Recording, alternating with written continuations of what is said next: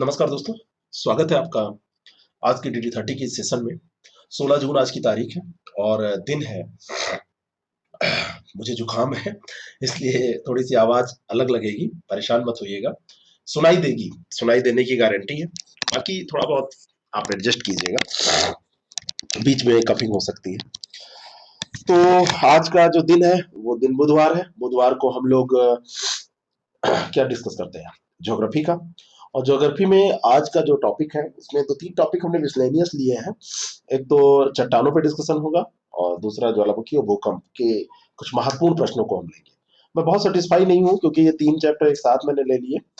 थोड़ा सा और भी, लेकिन इसका मैं वीडियो और मटेरियल आपको दे दूंगा। वीडियोस तो दे ही दूंगा, मटेरियल फिर आगे देखा जाएगा। इसमें और सेशन कर लेंगे, परेशान बिल्कुल मत होइएगा। और जो लोग टेस्ट नहीं दे रहे हैं वो लोग ये ना समझें कि डेली 30 ज्वाइन कर लिया उन्होंने तो ये मेरे ऊपर बहुत बड़ा उपकार है और मैं कुछ कहूंगा नहीं। मुझे उन्होंने 99 रुपए का सब्सक्रिप्शन का चार्ज दिया है। दो तीन चीजें मैं स्पष्ट करना चाहता हूँ। मेरे लिए डेली 30 कोई कमाने का जरिया नहीं है। इतने पैसे से ना मेरा कुछ होने वाला है और ना इससे कोई मेरा ऐसा पैसे का उद्देश्य ही है कि पैसा कमाऊं। ये मेरा एक सपना है कि डेली 30 में जो लोग पार्टिसिपेट करें वो लोग थोड़ा सा अच्छे से परफॉर्म करें और एक दिन अपना नाम रोशन करें, है ना, फाइनली सिलेक्शन लेके। ठीक है, ये कितना मैं सफल होता हूँ मुझे नहीं पता, ये आपके लोगों की मेहनत पे डिपेंड है। तो सब लोग टेस्ट सीरियसली दें, ये मैं कहना चाहता हूँ। बस बात केवल इतनी है। चलिए शुरू करते हैं प्रश्नों को। थोड़ा सा फास्ट करेंगे क्योंकि बहुत देर तक हम बोल नहीं पाएंगे। तो निम्नलिखित में से सबसे कठोर खनिज कौन सा है? ये भी खनिज का ही प्रश्न होता है। क्वार्ट्ज, कोरंडम, टोपाज और एपेटाइट। जो मोहो कठोरता के मापक के अनुसार खनिजों का कठोरता का क्रम है, उसमें सबसे ज्यादा कठोर तो डायमंड या हीरा होता है। उसके बाद में स्थान आता है कोरंडम का। फिर कोरंडम के बाद में स्थान टोपाज का और फिर क्वार्ट्ज का आता है। लेकिन यहाँ पे क्योंकि डायमंड या हीरा नहीं दिया हुआ है, इसलिए यहाँ पर सही उत्तर भी हो जाएगा कोरंडम। बाकी लिस्ट इसमें पूरी दी हुई है। ये मोहो कठोरता के मापक के अनुसार इसको निकाला जाता है। तो इसमें ये ऐसे पूरा क्रम है। तो जिसकी जितनी ज्यादा कठोरता है मापक के हिसाब से 10 है सबसे ज्यादा कठोर है। फिर ये क्रम ऐसे ऊपर बढ़ता चला जाएगा, मतलब नीचे आप जाएंगे उतना कठोर मिलता जाएगा। तो सबसे ज्यादा कठोर जो है वो क्या है? डायमंड होता है। फिर ये कोरंडम, फिर टोपाज। तो जो दिया रहेगा लिस्ट में उसके अनुसार इसको आप टिक करेंगे। अगला प्रश्न है, रूपांतरण से बनी सैलें, सैलों का कौन सा युग्म सही सुमेलित नहीं है? जो सैलें दी हुई है यहाँ पे सैलो होना चाहिए। सैलों का कौन सा युग्म सही सुमेलित नहीं है? बेसाल्ट, एम्फीबोलाइट, चाक एवं डोलोमाइट, संगमरमर, है ना, और कांग्लोमेरेट, क्वार्टजाइट, क्ले एवं सैल क्वार्टजाइट। मैं आपको बताना चाहता हूँ कि बाकी सब सही है, लेकिन क्ले और सैल का जो रूपांतरण होता है, वो क्ले और सैल जो रूपांतरित होकर बनती है वो क्या बनती है? वो स्लेट में बनती है, ना कि क्वार्टजाइट में। तो ये वाला ऑप्शन ही गलत है, बाकी तीनों सही है। सुमेलित नहीं है पूछा जा रहा था, तो यही सही हो जाएगा। ठीक है, ये पूरा। और ये दिया हुआ है, ग्रेनाइट से नीस, बेसाल्ट से एम्फीबोलाइट, गैब्रो से सर्पेंटाइन, क्ले और सैल से स्लेट। ये पूरा आप पढ़ लीजिएगा, एक बार रिवीजन कर लीजिएगा। अगले प्रश्न का पहला स्टेटमेंट है कि संपूर्ण भूपृष्ठ के लगभग 75% भाग पर अवसादी सेलों का विस्तार है। ये पहला स्टेटमेंट है जो कि बिल्कुल सही है। और क्रस्ट के निर्माण में, क्या ये सही है? ये अवसादी सेलों का विस्तार पाया जाता है 75% भाग पे, है ना। 75% भाग पे अवसादी सेलों का विस्तार पाया जाता है। तो ये यहाँ पे ये सत्य कथन होना चाहिए सबसे पहले, तो ये कर लीजिए, है ना, क्योंकि मैं ऑप्शन पे मेरा नजर गया। ये दो तीन गलतियां, जो एक वो गलती हुई है इसको मैं सब सही कर दूंगा। सत्य कथन इसमें मानिएगा, फॉल्स नहीं, ट्रू स्टेटमेंट मानिएगा। जो पीडीएफ आपको मिलेगा वो ये हो जाएगा। हाँ, कल का पीडीएफ भी अभी नहीं मिला है आपको। अभी मैं पीडीएफ को अपलोड कर दे रहा हूँ। आज तबीयत कुछ दिन भर फीवर सा था और जुकाम के कारण, कोई इसमें परेशान होने की बात नहीं है, सब चलता रहेगा, कोई बड़ी बात नहीं है। क्रस्ट के निर्माण में अवसादी सैलों का योगदान 5% है। तो अवसादी सैलों का जो योगदान है वो कितना है? 5% है, ऐसा कहा जा रहा है। तो ये दोनों बातें सही है। फिर लिखा है, अवसादी चट्टानों में वनस्पति एवं जीव जंतुओं के जीवाश्म नहीं पाए जाते। तो अवसादी चट्टानों में ही तो पाए जाते हैं, ये गलत है। तो इसमें सत्य पूछा जा रहा है, तो ए ऑप्शन इसका करेक्ट हो जाएगा। पहला इसका केवल सही है। ठीक है, तो दूसरे और तीसरे प्रश्न में जो ये थोड़ी थोड़ी समस्या है इसको मैं दूर कर दूंगा। इसमें ट्रू की बात की जा रही है, फॉल्स नहीं। बाकी यहाँ पे पूरी बातें लिखी हुई हैं कि कैसे कैसे चट्टानों का, अवसादी जो सैल है, अवसादी सैलों का विस्तार कहाँ है, उसकी क्या विशेषताएं होती हैं। जो अवसादी चट्टानें होती हैं उनमें परत दर परत ये वनस्पति और जीव जंतु के जीवाश्म पाए जाते हैं, ध्यान रखिएगा। अगला जो प्रश्न है, अम्लीय चट्टानों में सिलिका की मात्रा 65 से 85% तक पाई जाती है। चौथा ये प्रश्न है, उसका पहला स्टेटमेंट जो बिल्कुल सही है। आपको इसमें सत्य बताना है। दूसरा है कि क्षारीय शैलों का रंग गहरा और घनत्व कम होता है। जब भी रंग गहरा कहीं होगा तो ज्यादातर इसका आप संबंध मान लीजिए कि घनत्व उसका ज्यादा होगा, और रंग हल्का होगा तो घनत्व कम होगा। ऐसा ये पाया जाता है, ये नेचुरल है, लगभग ऐसा पाया जाता है। गैब्रोस, बेसाल्ट, ट्रायोलाइट, ये सब अम्लीय चट्टाने यहाँ पे दी हैं। जो चट्टाने हैं वो रासायनिक संरचना की दृष्टि से दो प्रकार की होती है, एक अम्लीय और एक क्षारीय। तो इसमें जो ये गैब्रो, बेसाल्ट, ट्रायोलाइट है, ये सब क्षारीय चट्टाने हैं। तो दूसरा सही है, पहला सही है, और तीसरा जो है तीसरा गलत है, दूसरा भी गलत है, क्योंकि यहाँ पे आधा तो सही है। क्षारीय शैलों का रंग गहरा होता है, लेकिन घनत्व यहाँ पर ये कम नहीं है, ज्यादा होता है। तो केवल एक इसमें सही हो जाएगा, ए ऑप्शन इसका बिल्कुल करेक्ट हो जाएगा। ठीक है, नेक्स्ट क्वेश्चन। बाकी यहाँ पे डिटेल में सारी चीजें दी हुई हैं। क्षारीय शैल जिनमें सिलिका की मात्रा कम होती है, अम्लीय शैल जिसमें सिलिका की मात्रा ज्यादा होती है, उनके उदाहरण भी यहाँ पर दिए हुए हैं। जो क्षारीय शैल होती है, इनके बारे में ये मत भूलिएगा कि इनका जो रंग होता है वो गहरा होता है लोहे की अधिकता के कारण, और जब लोहा ज्यादा होगा तो घनत्व ज्यादा, और अम्लीय इसकी उल्टा विशेषता रखती है। अगला जो प्रश्न है, निम्नलिखित में से कौन सा युग्म सही सुमेलित नहीं है? तो लैकोलिथ, लावा का गुमदाकार जमाव, बिल्कुल सही है। डाइक, लावा का लंबवत दीवार के रूप में जमाव, ये भी सही है। लैपोलिथ, लावा का तस्तरीनुमा आकार में जमाव, ये भी सही है। और फैकोलिथ, लावा का सीधा जमाव। फैकोलिथ जो होता है वो लावा का सीधा जमाव नहीं होता है, फैकोलिथ लहरदार जमाव होता है। फैको ऐसे फेंक दिया जाए किसी चीज को तो सीधी क्यों रहेगी, लहरदार ऐसे हो जाएगा, जैसे पानी भर के आप फेंकते हैं, इस तरीके का। तो लावा ऐसे फैको से याद कर लीजिए, मैं याद करने को बता रहा हूँ। तो ये यही वाला ऑप्शन यही सही सुमेलित नहीं है, बाकी सब सही है। अगला जो प्रश्न है, निम्नलिखित में से कौन सी एक पातालिक चट्टान नहीं है? यहाँ पर मैं आपको बताना चाहता हूँ कि ये जो मध्यवर्ती चट्टाने हैं, मध्यवर्ती चट्टानों में कौन कौन सी चट्टानें पाई जाती हैं, लैकोलिथ और फैकोलिथ, पत्रकशिला, भित्तशिला, जिसको डाइक कहते हैं। तो उन्हीं के बारे में ये सारी इंफॉर्मेशन है, सुमेलित करने में भी आपसे पूछी जाती है। पीडीएफ जो आपको मिलेगा या यहाँ पे एक्सप्लेनेशन जब आप टेस्ट देंगे तो सही से पढ़िएगा उसको। निम्नलिखित में से कौन सी एक पातालिक चट्टान नहीं है? छठा प्रश्न, लैपोलिथ, ग्रेनाइट, डायोराइट और गैब्रो पातालिक नहीं है, ये आपको बताना है। तो इसमें ग्रेनाइट, डायोराइट और गैब्रो ये तो पातालिक है। यहाँ पे जो लैपोलिथ दी हुई है, लैपोलिथ जो है ये मध्यवर्ती चट्टान है। उत्पत्ति के आधार पर दो तरीके में बांटते हैं इसको, पातालिक और मध्यवर्ती। तो जो पातालिक चट्टान है वो ग्रेनाइट हो गई, गैब्रो हो गई, डायोराइट हो गई, ये सब होती है। और जो मध्यवर्ती चट्टान है उसमें ये लैकोलिथ, फैकोलिथ, डाइक, है ना, और पत्रकशिला, लैपोलिथ, ये सब आती है। तो लैपोलिथ ये मध्यवर्ती चट्टान का उदाहरण है, ये इसमें पातालिक चट्टान नहीं है। तो ए ऑप्शन इसका बिल्कुल करेक्ट हो जाएगा। यहाँ पे डिटेल में पूरा आपको ये दे रखा है, इसको देख लीजिएगा। ये देखिए, है ना, दो तरीकों में इसको दो प्रकारों में बांटते हैं, एक पातालिक होती है और दूसरी मध्यवर्ती होती है। जो पातालिक होती है ये आग्नेय चट्टानों जो ये हैं, वो पातालिक वाली ये पृथ्वी की गहराई में ही ठंडी हो जाती है और वहीं पे ठंडी होके जम जाती हैं, और इनके जमने से गहराई में ही जिन चट्टानों का निर्माण होता है और उनके उनको हम पातालिक चट्टानें कहते हैं। जो बाहर आके मध्यवर्ती में थोड़ा सा और बाहर आई तब जमी, धरातल पर नहीं जमता है, लेकिन रास्ते में ही जम जाता है, तो थोड़ा सा ऊपर आता है तब जमता है। तो ये ध्यान रखिएगा। अगला प्रश्न है, निम्नलिखित कथनों पर विचार कीजिए। पृथ्वी की उत्पत्ति के पश्चात सर्वप्रथम आग्नेय शैलों का निर्माण हुआ, इसमें कोई दो राय नहीं है। पृथ्वी की जब उत्पत्ति हुई तो उसके बाद में सर्वप्रथम आग्नेय शैलों का निर्माण हुआ, बिल्कुल सही है। आग्नेय चट्टान रासायनिक अपक्षय से सबसे अधिक प्रभावित होती है।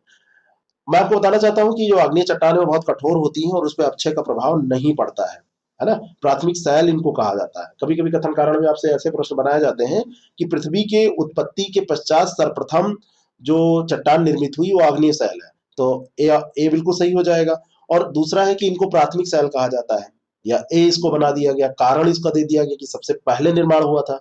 जैसे आग्नेय चट्टान को प्राथमिक शैल कहा जाता है, ये हो गया कथन, ठीक है। और दूसरा हो गया कि इसको प्राथमिक चट्टान क्यों कहा जाता है, अगर ये कहा गया क्योंकि इसका निर्माण है सबसे पहले, निर्माण होने का जो क्रम है वो सबसे पहले निर्माण हुआ था, तो प्राथमिक शैल इसी कारण से कहा जाता है। ये स्टेटमेंट देखिए यहाँ पर दिया, यहाँ से कथन कारण भी बन सकता है। तो आग्नेय चट्टानों के बारे में पहला तो सही है, लेकिन अपक्षय का प्रभाव इस पे नहीं पड़ता है, विघटन और वियोजन इसका जो है कम हो पाता है, ये ध्यान रखिएगा, क्योंकि बहुत कठोर होती है। अगला प्रश्न, निर्माण विधि के अनुसार चट्टानों को कितने प्रकारों में विभक्त करते हैं? तो निर्माण विधि के अनुसार आग्नेय, अवसादी और रूपांतरित तीन प्रकार की चट्टानें होती हैं। ऐसे प्रश्न आपसे जब डीप में जाते हैं तो पूछ सकते हैं, ध्यान रखिएगा। तीन प्रकार की चट्टानें होती हैं, अवसादी, आग्नेय, अवसादी और रूपांतरित, ये तीन प्रकार की चट्टानें। नेक्स्ट क्वेश्चन, भूपृष्ठ के निर्माण में संलग्न खनिजों में सर्वाधिक मात्रा में क्या पाया जाता है, किसकी मात्रा सर्वाधिक है? तो भूपृष्ठ में जो खनिज पाए जाते हैं उनमें सबसे ज्यादा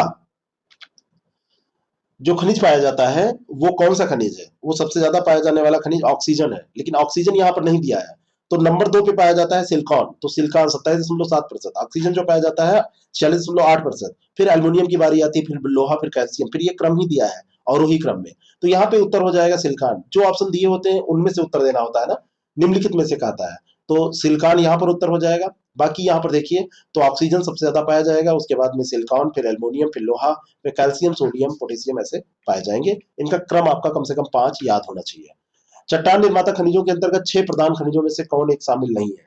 बहुत सारे खनिज पाए जाते हैं, लेकिन पृथ्वी के क्रस्ट में अगर तत्वों की बात हम करें और खनिजों की बात करें, तो लगभग 2000 से अधिक प्रकार के खनिज पाए जाते हैं, लेकिन 24 खनिज बहुत महत्वपूर्ण उसमें होते हैं, मतलब महत्वपूर्ण होते हैं। और इनमें से भी अगर हम प्रधान रूप से देखें तो 6 खनिज हैं जिनको प्रधान खनिज माना जाता है।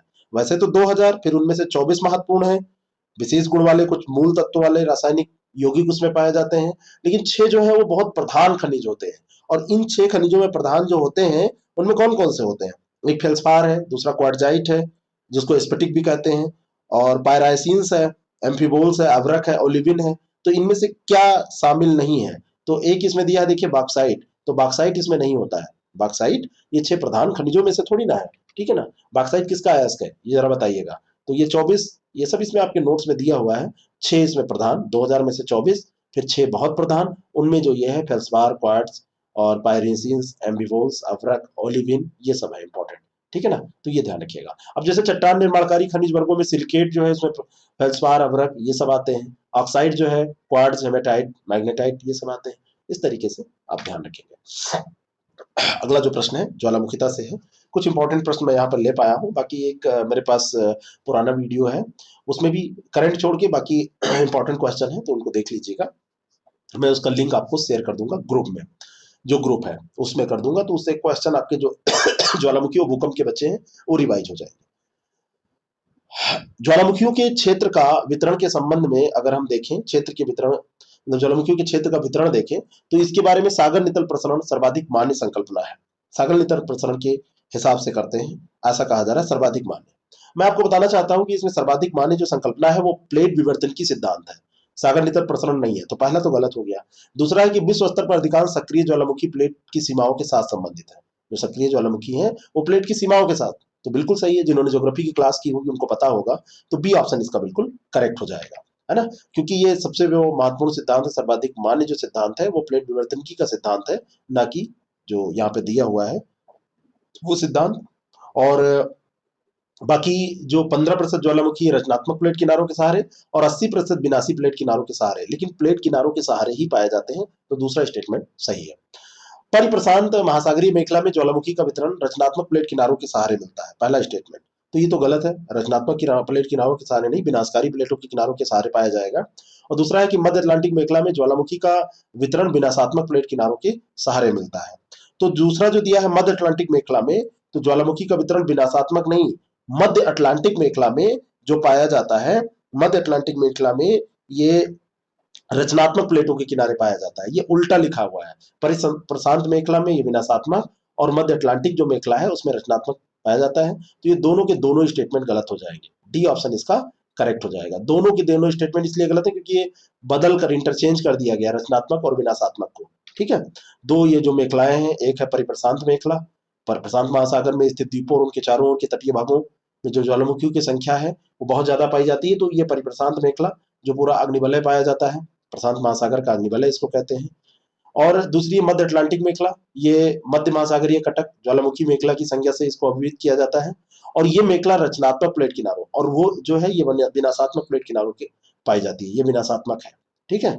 और दो प्लेटों का जहां अपसरण होता है तो दरार या भ्रंशन का निर्माण होता है, वहां पे ही क्या है, रचनात्मक प्लेट किनारा, और जहां पे अभिसरण होगा वहां पे विनाशात्मक प्लेट किनारा, जब कोई टक्कर होगी, ठीक है। पढ़िएगा इसको, और कोई कंफ्यूजन होगा तो आप पूछ लीजिएगा। हाँ, जब मैंने ग्रुप बनाया था तो मैंने कहा था कि डाउट सेशन हम रखेंगे, तो कोई डाउट आपका हो तो ग्रुप में उसको डाल दीजिए, हम उस पर डिस्कशन आपसे कर लेंगे। वीडियो की जरूरत पड़ेगी तो वीडियो से, नहीं तो ऐसे डिस्कशन कर लेंगे। प्रश्न पूछिए आप मुझसे, मैं आपको इन्वाइट करता हूँ। बाकी कार्यक्रम, हाँ कार्यक्रम के बारे में बताना चाहता हूँ कि कार्यक्रम बिल्कुल तैयार हो गया है। 100 दिन का हम एक कोर्स चलाने जा रहे हैं जिनको पीसीएस और आरओ देना है। उनके लिए एक रिवीजन कोर्स है टेस्ट के साथ। डेली इतना मैं आपको परेशान करूंगा उसमें, इतना ज्यादा क्वेश्चन मैं आपको दूंगा, इतना मैं आपको उसमें डेली कुछ ना कुछ वीडियो देता रहूंगा, कुछ ना कुछ आपको पीडीएफ देता रहूंगा कि आप मजबूर हो जाएंगे तैयारी करने के लिए। पूरा प्रोग्राम तैयार है और पूरा डिजाइन हो गया है, कैसे कैसे क्या करना है, सारे इंपॉर्टेंट टॉपिक उसमें हम लोग कवर करने का पूरा प्लान किए हैं। तो वो जो कार्यक्रम है, अगर उसके बारे में आपको जानकारी चाहिए तो आप 6307281212 जो हमारा नंबर है उस पर मैसेज करके जानकारी ले सकते हैं। अनाउंसमेंट आज ही होना था, जुकाम छींक बहुत ज्यादा आ रही थी, इस कारण से नहीं हो पाया है। और बाकी हमने टीम से भी डिस्कस कर लिया, सारा चीज उसमें बिल्कुल तैयार हो गया है। और उसमें लाइव क्लासेस की भी व्यवस्था की जा रही है कि जो भी हो सब लाइव क्लास हो उसमें ऐप के थ्रू, तो वो ज्यादा अच्छा रहेगा। अंतरा प्लेट ज्वालामुखी का उदाहरण कौन सा है? तो अंतरा प्लेट ज्वालामुखी का उदाहरण कोलंबिया का पठार, भारतीय प्रायद्वीपीय पठार और पराना पठार, ये सभी के सभी अंतरा प्लेट ज्वालामुखी पठार के उदाहरण है ना। जब महाद्वीपीय या महासागरीय प्लेट के अंदर ज्वालामुखी क्रियाएं होती हैं तो उसके कारण जो गतिविधियां होती हैं, तो उनसे क्या होता है, कभी कभी मतलब आंतरिक भागों में जो दरारी उद्भेदन जब होता है तो वहां पे पठार बन जाते हैं। तो इनको हम क्या कहते हैं, अंतरा प्लेट ज्वालामुखी के कारण कुछ पठारों का निर्माण हो गया, अंतरा प्लेट ज्वालामुखी के कारण इनका विकास होता है, इस कारण से इनको अंतरा प्लेट ज्वालामुखी का उदाहरण माना जाता है। ये सब उसी के परिणाम है। तो ये ध्यान रखिएगा, ये जो तीनों के तीनों यहाँ पे दिया है, कोलंबिया का पठार, भारतीय प्रायद्वीप का जो पठार है, ब्राजील और पराग्वे का पठार, ये सब दरारी उद्भेदन के फलस्वरूप निर्मित हुए हैं और ये अंतरा ज्वालामुखी के उदाहरण है ना। अगला जो प्रश्न है, निम्नलिखित कथनों पर विचार कीजिए। गेसर से अवकाश के बाद जल गर्म जल तथा वाष्प तीव्रता से निकला करती है। पहला स्टेटमेंट बिल्कुल सही है। और एक होता है गर्म जल स्रोत, दोनों सुनने में तो एक तरह लगता है, दोनों में से गर्म गर्म जल निकलेगा, लेकिन गेसर से अवकाश के बाद निकलता है और गर्म स्रोत जो जल स्रोत है उनसे वाष्प और गर्म जल निरंतर निकलता रहता है। तो ये सत्य कथन आपको बताना है। तो ये दोनों के दोनों बिल्कुल स्टेटमेंट सही हैं। जो गेसर होते हैं ये गर्म जल के स्रोत होते हैं, अवकाश के बाद गर्म जल और वाष्प तीव्रता से निकलता है। और जो यहाँ पे गर्म जल स्रोत है, तो ये भी गर्म गर्म जल स्रोत नाम ही है उनका, लेकिन इसमें अंतर क्या होता है, गर्म जल स्रोत से वाष्प एवं गर्म जल निरंतर निकलता है और गेसर से थोड़ा थोड़ा अवकाश करके एक ब्रेक लेगा, फिर से निकलेगा, फिर रुकेगा, फिर निकलेगा, इस तरीके से होता है। अगला जो प्रश्न है, निम्नलिखित कथनों में से कौन सा कथन असत्य है? काल्डेरा का निर्माण क्रेटर के धसाव तथा ज्वालामुखी के विस्फोटक मतलब विस्फोटक उद्भेदन से होता है, क्या ये सही है? काल्डेरा का निर्माण बिल्कुल सही है। काल्डेरा का व्यास क्रेटर तथा ज्वालामुखी क्षेत्र से बहुत अधिक होता है, ये सब हमने क्लास में डिस्कस किया है। अगर आपको समझना है तो ज्योग्राफी की क्लास से कर डालिए, ज्योग्राफी की प्लेलिस्ट बनी हुई है, उसको आप देख सकते हैं, उसको मैं शेयर भी आपको कर दूंगा। थोड़ा बहुत ये सब प्रयास आप कर लेंगे तो आपके जो कॉन्सेप्ट है वो क्लियर हो जाएंगे। आसो नामक काल्डेरा चीन में पाया जाता है। आसो नामक जो काल्डेरा है ये चीन में नहीं, आसो के नाम से ही आपको पता चल सकता है ये जापान में पाया जाता है, तो तीसरा गलत है, सही उत्तर यही हो जाएगा। अत्यधिक विस्तृत जो काल्डेरा होता है उसको सुपर काल्डेरा कह देते हैं, बिल्कुल ये सही है। ठीक है, तो आसो नामक काल्डेरा चीन में नहीं जापान में पाया जाता है। बाकी ये सारी चीजें जो हमने बताया तो वो सही है। निम्नलिखित कथनों पर विचार करें, वह स्थान जहां से ऊर्जा तरंगों की उत्पत्ति होती है उसे अधिकेंद्र कहते हैं। भूकंप प्रभाग है, कुछ इंपॉर्टेंट क्वेश्चन यहाँ पे डिस्कस कर रहे हैं। बेसिक क्वेश्चन के लिए मैं एक वीडियो उसमें शेयर करूंगा, करंट छोड़ दीजिएगा, करंट क्योंकि उसमें पुराना रहेगा, बाकी उसको देख लीजिएगा। तो इसका पहला स्टेटमेंट है, वह स्थान जहां से ऊर्जा तरंगों की उत्पत्ति होती है उसको भूकंप में क्या कहते हैं? भूकंप का अधिकेंद्र कहते हैं। तो ये बिल्कुल सही है। अंग्रेजी में इसका अंग्रेजी क्या होती है? अंग्रेजी में इसको ईपी सेंटर कहते हैं। और भूकंपीय तरंगें सबसे पहले पहुंचती हैं जहां पर उसे भूकंप मूल कहते हैं। पहला स्टेटमेंट सही है और दूसरा स्टेटमेंट भी सही है। तो ये दोनों के दोनों स्टेटमेंट यहां पर सही है, सी ऑप्शन इसका बिल्कुल करेक्ट हो जाएगा। ये दोनों याद रखिएगा, है ना। वह स्थान जहां से ऊर्जा तरंगों की उत्पत्ति होती है उसे ही भूकंप का एपिसेंटर मतलब फोकस कहते हैं। ऊर्जा तरंगों की उत्पत्ति होती है उसे भूकंप का उद्गम केंद्र या भूकंप मूल कहते हैं। और वह बिंदु जहां पर भूकंपीय तरंगें सबसे पहले पहुंचती हैं उसको क्या कहते हैं? अधिकेंद्र कहते हैं। जहां पे सबसे पहले, एक मिनट, भूकंपीय तरंगें सबसे पहले पहुंचती हैं, एक मिनट, 1 मिनट, 1 मिनट, 1 मिनट, इसको सही से पढ़िए। वह स्थान जहां से ऊर्जा तरंगों की उत्पत्ति होती है, तो वह स्थान जहां पर उत्पत्ति होती है उसको क्या कहते हैं? अधिकेंद्र। क्या ये गलत हो गया? बिल्कुल गलत हो गया। उसको क्या कहते हैं? उसको अधिकेंद्र कहते हैं। तो जहां से क्या होती है? भूकंपीय तरंगे जहां से उद्गमित होती हैं, जहां से निकलती हैं, तो उद्गम वाले को क्या कहते हैं? ये जहां, ठीक है, ठीक है, बिल्कुल सही, उत्पत्ति होती है तो उसको अधिकेंद्र कहते हैं, कोई दिक्कत नहीं है। और वह बिंदु जहां पर भूकंपीय तरंगें सबसे पहले पहुंचती हैं उसे भूकंप मूल कहते हैं, है ना। जहां पे भूकंप ये कुछ गड़बड़ हो रहा है। तरंगे जहां सबसे पहले पहुंचती हैं उसको अधिकेंद्र कहा जाता है। तरंगों की उत्पत्ति होती है उनको नहीं, जहां सबसे पहले पहुंचती हैं उनको अधिकेंद्र कहा जाता है। ये उल्टा लिखा हुआ है। बात समझ में आ रही है? देखिए फिर से इसको समझिए, यहाँ पे व्याख्या सही दी है, इसको सब भूल जाइए। वह स्थान जहां से ऊर्जा तरंगों की उत्पत्ति होती है उसे भूकंप का उद्गम केंद्र या भूकंप मूल कहते हैं। जहां से होगी, फोकस उसे कहते हैं जहां से ऊर्जा तरंगों की उत्पत्ति होती है। और वो बिंदु जहां पर भूकंपीय तरंगें सबसे पहले पहुंचती हैं उसे भूकंप का अधिकेंद्र कहते हैं, जो उद्गम केंद्र के ठीक ऊपर या 90 डिग्री कोण पर स्थित होता है। तो ये ध्यान रखिएगा, ठीक है ना? बात समझ में आई? बात समझ में आ गई? आज ये काम हमने किसी दूसरे को दे दिया था तबीयत ना सही होने के कारण, तो बहुत सारी चीजें जो है वो गलत हो गए और रही हैं। लेकिन परेशान ना होइए, पीडीएफ में मैं खुद बैठ के सही करूंगा, बिल्कुल परेशान मत होइएगा। तो वह स्थान जहां से ऊर्जा तरंगों की उत्पत्ति होती है, तो उत्पत्ति वाली बात तो यहाँ पे सबसे पहले जो ऊर्जा तरंगों की उत्पत्ति होती है तो उत्पत्ति वाले को फोकस कहते हैं। यहाँ पे उल्टा लिखा है, दोनों उल्टा है, तो यहाँ पे डी ऑप्शन इसका करेक्ट हो जाएगा। क्या सही हो जाएगा? डी। चलिए आगे बढ़ते हैं। अगला जो प्रश्न है, निम्नलिखित में से कौन सा युग्म सही सुमेलित है? तो समभूकंपी रेखा और दूसरा दिया है सिस्मोलॉजी। तो समभूकंपी रेखा भूकंप के समान तीव्रता वाले बिंदुओं को मिलाने वाली रेखा होती है, कोई दिक्कत नहीं है, पहला सही है। और दूसरा स्टेटमेंट अगर हम देखें तो सिस्मोलॉजी भूकंप का अध्ययन जो है वो सिस्मोलॉजी कहलाता है, तो ये भी सही है। तो एक और दो दोनों सही है, सी ऑप्शन इसका बिल्कुल करेक्ट हो जाएगा। ठीक है, अगला जो प्रश्न है, निम्नलिखित कथनों पर विचार कीजिए। प्रत्येक भूकंपीय क्रिया के साथ ज्वालामुखी क्रिया होती है, प्रत्येक भूकंपीय क्रिया के साथ। और दूसरा है कि ज्वालामुखी तथा भूकंप की क्रिया एक दूसरे से अंतर संबंधित है। अब प्रत्येक ज्वालामुखी क्रिया होगी तो भूकंप हो आएगा ही, ऐसा आप नहीं कर सकते। ज्वालामुखी होने से भूकंप होता है, लेकिन प्रत्येक भूकंपीय क्रिया के साथ ज्वालामुखी की क्रिया होगी ऐसा नहीं। ज्वालामुखी क्रिया होती है तो भूकंप होता है, लेकिन भूकंपीय क्रिया के साथ ज्वालामुखी क्रिया भी होगी ऐसा नहीं। भूकंप आता है तो क्या हर जगह ज्वालामुखी आता है? तो पहला गलत हो गया। और दूसरा है ज्वालामुखी तथा भूकंप की क्रिया एक दूसरे से अंतर संबंधित है, इसमें कोई दो राय नहीं है, अंतर संबंध तो है ही है। ठीक है, तो ये ध्यान रखिएगा, दूसरा केवल सही है, बाकी पहला गलत है। नेक्स्ट क्वेश्चन, अगला जो प्रश्न है, भूकंप के समय सबसे पहले एस तरंगों की उत्पत्ति होती है, क्या ये सही है? सबसे पहले जो उत्पन्न होती है वो पी तरंगे होती है, तो पहला तो गलत हो गया। प्राथमिक तरंगे ध्वनि तरंगों के समान अनुदैर्ध्य तरंगे होती हैं, तो प्राथमिक तरंगे जो होती हैं ये ध्वनि तरंगों के समान होती हैं, पहला तो ये भी सही है। और अनुदैर्ध्य तरंगे होती हैं, ये भी बात इसमें सही है। दोनों की दोनों बातें सही है, तो दूसरा सही हो जाएगा, बी ऑप्शन इसका करेक्ट हो जाएगा। अगला जो प्रश्न है उसकी हम बात करते हैं, विश्व में सर्वाधिक भूकंप आते हैं कहां पर? तो इसमें कोई सोचने की बात नहीं है, अभी हमने आपको बताया है, जो परिप्रशांत महासागरीय पेटी है वहां पे सर्वाधिक भूकंप आते हैं, सी ऑप्शन इसका बिल्कुल करेक्ट है। ये पूरा जो क्षेत्र है चिली, पेरू और इधर मध्य अमेरिका से होती हुई पूरा जापान, क्यूराइल, फिलीपींस, ये पूरा घेरा हुआ जो क्षेत्र है प्रशांत महासागर का, वो पूरा परिप्रशांत महासागरीय पेटी है। वहां पे 63% भूकंप पूरे विश्व के आते हैं। नेक्स्ट क्वेश्चन, परिप्रशांत महासागरीय पेटी के संदर्भ में सत्य कथन आपको बताना है कौन सा सही है।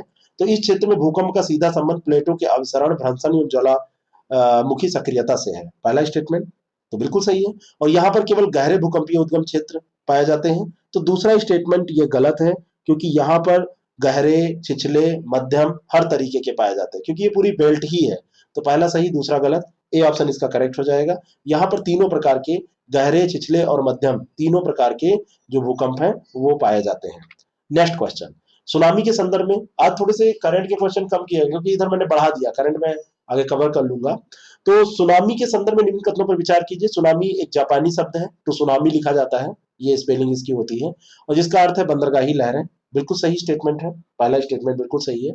सुनामी जो तरंगे होती हैं ये गहरी जल तरंगे होती हैं, ये गलत है क्योंकि छिछली होती हैं। और अत्यधिक गहरे समुद्र में सुनामी की गति सर्वाधिक, जबकि महासागरीय तटों पर न्यूनतम होती है, ये सही है। तो पहला और तीसरा सही है, बी ऑप्शन इसका बिल्कुल करेक्ट हो जाएगा, पहला और तीसरा यहाँ पर सही है। ठीक है, और जब आप ये समझ लें कि सुनामी जो है उच्च ऊर्जा वाली दीर्घ महासागरीय तरंग है, और ये भ्रंशन व प्लेटों के टकराने के कारण महासागरीय तली में जब ऐसा होता है, तो ये जब भूकंप की तीव्रता 7 से ऊपर रिक्टर स्केल पे होती है तब इनको महसूस किया जाता है ना। छिछले सागरों में ये होती है। अत्यधिक गहरे समुद्र में जो होती हैं वो समुद्र में सुनामी की गति सर्वाधिक होती है और महासागरीय तटों पर न्यूनतम होती है। सुनामी तटों की ओर अग्रसर होती है, उसकी लंबाई में कमी व तरंगों की ऊंचाई में वृद्धि होती जाती है, ये ध्यान रखिएगा। और ये जो क्रिया होती है इसी को स्वैलिंग प्रभाव कहते हैं। नेक्स्ट क्वेश्चन, अगला क्वेश्चन जो है वो करंट अफेयर का है। हाल ही में किस राज्य ने सिल्वर लाइन परियोजना के लिए भूमि अधिग्रहण को मंजूरी दे दी है? तो ये जो राज्य है वो है केरल। बी ऑप्शन इसका करेक्ट है। ये राज्य कौन सा है? केरल। और ये सिल्वर लाइन परियोजना जो है ये भूमि अधिग्रहण इसके लिए किया जा रहा है। और यहाँ पे मतलब ये राजधानी जो तिरुवनंतपुरम है केरल की, उसको कासरगोड के उत्तरी हिस्से से जोड़ने के लिए एक semi high speed railway corridor का निर्माण किया जा रहा है। उसी परियोजना को सिल्वर लाइन परियोजना कहा जा रहा है। अगला जो प्रश्न है, डगमारा जल विद्युत परियोजना किस भारतीय राज्य में अवस्थित है? तो डगमारा जो ये अवस्थित है ये बिहार में अवस्थित है। और ये डगमारा जो जल विद्युत परियोजना है इसके बारे में जान लीजिए कि ये नेशनल हाइड्रो पावर कारपोरेशन और बिहार राज्य का जो जल विद्युत निगम लिमिटेड है उसके साथ एक समझौता हुआ है, डेवलप की जा रही है। और ये परियोजना कोसी नदी पर भीमनगर बैराज से लगभग 22.5 किलोमीटर नीचे दाहिने किनारे पर, ये कभी कभी स्टेट लेवल पे ये पूछ लेता दाहिने बाएं किनारे, तो दाहिने किनारे पर गांव है दगमारा और बाएं किनारे पर है सिमरी, उसी के पास ये स्थित है। तो बीपीएससी वाले इस पे ध्यान दें। अगला प्रश्न है, हाल ही में किस प्रौद्योगिकी संस्थान ने जीवन वायु नामक उपकरण विकसित किया है? तो जीवन वायु नामक जो उपकरण है ये भारतीय प्रौद्योगिकी संस्थान जो रोपड़ में है ना? तो इंडियन इंस्टीट्यूट ऑफ टेक्नोलॉजी जो रोपड़ है पंजाब में, तो उसने इसको डेवलप किया है। और ये जो डेवलपमेंट है जीवन वायु, ये है क्या? ये बिना बिजली के भी काम करता है, सबसे बड़ी बात ये है। ये अस्पतालों में दोनों प्रकार की ऑक्सीजन उत्पादन इकाई, जो ऑक्सीजन सिलेंडर है और ऑक्सीजन पाइपलाइन, उनके लिए ये अनुकूलित है। और चिकित्सीय रूप में आवश्यक सभी मानदंडों को ये पूरा करता है। कई बार इधर देखिए जब फंगल का इन्फेक्शन हो रहा था, येलो और ब्लैक और व्हाइट सब ये दुनिया भर के फंगस आ रहे थे, तो उसमें यही पाया गया कि उनको इंडस्ट्रियल ऑक्सीजन दी गई है। तो ये उन मानकों पर खरा उतरता है। वर्ल्ड गिविंग इंडेक्स 2021 के बारे में कौन सा कथन सत्य नहीं है? ये रिपोर्ट किसके द्वारा? चैरिटीज एड फाउंडेशन द्वारा जारी की गई है। बिल्कुल सही बात है, इसी के द्वारा जारी की गई है। दूसरा स्टेटमेंट है कि इसमें 114 देशों की रैंकिंग की गई है, ये भी सही है। और इस इंडेक्स में शीर्ष दानशील देश होने का श्रेय इंडोनेशिया को प्राप्त हुआ है, तो ये भी सही है, सबसे शीर्ष दानशील यही है। और इस इंडेक्स में भारत को 112वां स्थान यहाँ पर दिया है कि मिला है। तो इसमें भारत को जो स्थान मिला है वो ध्यान रखिएगा, भारत को 14वां स्थान मिला है, 112वां नहीं, भारत को 14वां स्थान मिला है। और इसमें यूएसए यूके जो है, यूएसए 19वें पे है और यूनाइटेड किंगडम ये 22वें स्थान पर है। ठीक है, 19 और 22, तो भारत का स्थान याद रखिएगा, इसका 14वां स्थान है, 112वां नहीं, है ना? और इसके बारे में और इंफॉर्मेशन यहाँ पर दी हुई है। और इस इंडेक्स में शीर्ष दानशील देश होने का श्रेय इंडोनेशिया को प्राप्त हुआ है, ये बिल्कुल सही है, इसमें कोई दो राय नहीं है। ठीक है, आप ऐसा मत सोचिएगा कि इंडोनेशिया कहाँ हो जाएगा, कई बार हम पढ़े भी रहते हैं उसके बाद भी अपनी बुद्धि लगाने लगते हैं। ठीक है, तो ये ध्यान रखिएगा। सबसे निचले जो दानदाताओं में है वो जापान है 114वें स्थान पर, ये भी थोड़ा अलग टाइप का डेटा है। पुर्तगाल 113वें पे है, बेल्जियम 112वें पे है, ये ध्यान रखिएगा। भारत का स्थान तो बिल्कुल नहीं भूलना है। नाटो शिखर सम्मेलन 2021 का आयोजन किस देश में किया गया? तो नाटो शिखर सम्मेलन 2021 का आयोजन किया गया बेल्जियम में। ठीक है, उत्तरी अटलांटिक संधि संगठन नाटो जो है। और इसकी 31वीं औपचारिक बैठक 14 जून 2021 को हुई ब्रुसेल्स बेल्जियम में। और ब्रुसेल्स में एक और किसी का मुख्यालय है, बहुत महत्वपूर्ण, वो आप कह सकते हैं संस्था है, उसका मुख्यालय है। जरा बताइएगा किसका मुख्यालय है, कमेंट करके बताइएगा। नाटो नेताओं ने जो इसमें चर्चा की है, भविष्य में क्या सुधार होने चाहिए, एजेंडा क्या 2030 का होगा, इन सब पर चर्चा की है। कहाँ हुआ है ये इंपॉर्टेंट है।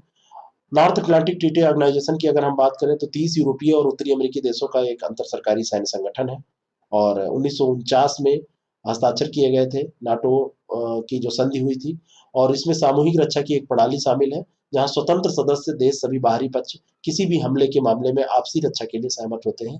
कहने का मतलब अगर उन पे कोई हमला करता है तो सब साथ मिलकर काम करते हैं। ठीक है, अगला जो प्रश्न है, आज मुझे मजा नहीं आ रहा है डिस्कशन करने में क्योंकि मैं बोल नहीं पा रहा हूँ, तो कोई बात नहीं है, आप लोग पढ़ लेंगे, मैनेज कर लेंगे। और कोई दिक्कत होगी तो बात इसलिए नहीं है कि आप हमसे पूछ लेंगे। हाल ही में किन देशों ने मुक्त व्यापार सौदे पर हस्ताक्षर किए हैं? तो मुक्त व्यापार समझौते पर अभी हस्ताक्षर किया है ऑस्ट्रेलिया और यूके ने। किसने? ऑस्ट्रेलिया और यूके ने। और 15 जून 2021 को ये हस्ताक्षर हुए हैं। यूनाइटेड किंगडम और ऑस्ट्रेलिया ने ये हस्ताक्षर किए हैं। और जो मुक्त व्यापार समझौता होता है तो इसमें क्या हस्ताक्षर करने के बाद में क्या होगा, इसके बारे में पहले भी हमने डिस्कशन किया है। ये जो समझौता है ये comprehensive and progressive agreement for trans Pacific partnership में शामिल होने में भी इनको मदद करेगी। और ये जो है पूरे एशिया प्रशांत क्षेत्र में बढ़ते व्यापार का प्रवेश द्वार इसको माना जाता है सीपीटी पीपी को। और ये कपड़ों और कारों पर शुल्क कम करेगा और कृषि उत्पादों पर शुल्क कम करेगा। तो ये जो जिन देशों के बीच में होगा उनको लाभ मिलेगा, तो ये ध्यान रखिएगा। बाकी डिटेल इसमें दिया हुआ है। राजा परबा किस राज्य का प्रसिद्ध त्योहार है? तो राजा परबा जो त्योहार है ये उड़ीसा राज्य का प्रसिद्ध त्योहार है। कहाँ का? उड़ीसा राज्य का प्रसिद्ध त्योहार है। और ये नारित्व का जश्न मनाने जाने वाला ये त्योहार है। 3 दिवसीय त्योहार है। और धरती माता मासिक धर्म से गुजरती हैं ऐसा माना जाता है। और मानसून के आगमन के साथ भविष्य की कृषि गतिविधियों के लिए तैयार होती हैं धरती माता। मतलब धरती माता को माना जाता है कि वो मासिक धर्म उनको होता है, मेंस्ट्रुएशन होता है, ऐसा ये नारित्व का जश्न मनाने वाला त्योहार है, यानी उसकी इज्जत की जाती है। वैसे तो मैंने आपको बताया था कि कई जगह पे ऐसे समय में अलग रहने की व्यवस्था और अछूत माना जाता है। मरुस्थलीकरण का मुकाबला करने के लिए संयुक्त राष्ट्र सम्मेलन के कॉन्फ्रेंस ऑफ पार्टी के 14वें सत्र के अध्यक्ष कौन थे? ये अलग से एक प्रश्न मैंने बनाया, जबकि इसके बारे में हम चर्चा कर चुके हैं। तो ऐसा भी प्रश्न बन सकता है। तो अध्यक्ष इसके थे हमारे प्रधानमंत्री नरेंद्र मोदी। 14वें सत्र की अध्यक्षता जो कोप की है, यूएनसीसीडी कोप 14 की। तो ये नई दिल्ली में ये 2019 में आयोजित हुई थी। तो इसके अध्यक्षता किसने किया था? नरेंद्र मोदी, हमारे प्रधानमंत्री ने। तो ये अभी भी प्रश्न पूछा जा सकता है। कल मैंने इसको एक्सप्लेनेशन बताया था, लेकिन ये प्रश्न बना तो मैंने कहा इसको अलग से एक मैं डिस्कस कर देता हूँ, जिससे प्रश्न गलत ना हो, क्योंकि ये बड़े हाईलाइटेड मुद्दे रहते हैं। ठीक है, तो 2019 में 14वां सत्र हुआ था, तो मोदी जी ने इसकी अध्यक्षता की थी। मरुस्थलीकरण, भूमिक्षरण, सूखे पर इसमें बात हुई थी। तो इस सेशन को समाप्त करते हैं। बाकी मैं एक वीडियो शेयर करूंगा, उसमें करेंट छोड़ के और सारा देख लीजिएगा। जो गलतियां हुई हैं उनको सही कर दिया जाएगा, पीडीएफ आपको मिल जाएगा। परेशान बिल्कुल नहीं है, और सब लोग ईमानदारी के साथ टेस्ट दीजिए। अपने व्यस्ततम जीवन से थोड़ा सा समय हमारे लिए निकाल लीजिए, इतनी कृपा करिए। बुरा मत मानिएगा, ये आपके लिए बहुत जरूरी है। ठीक है, थैंक यू सो मच।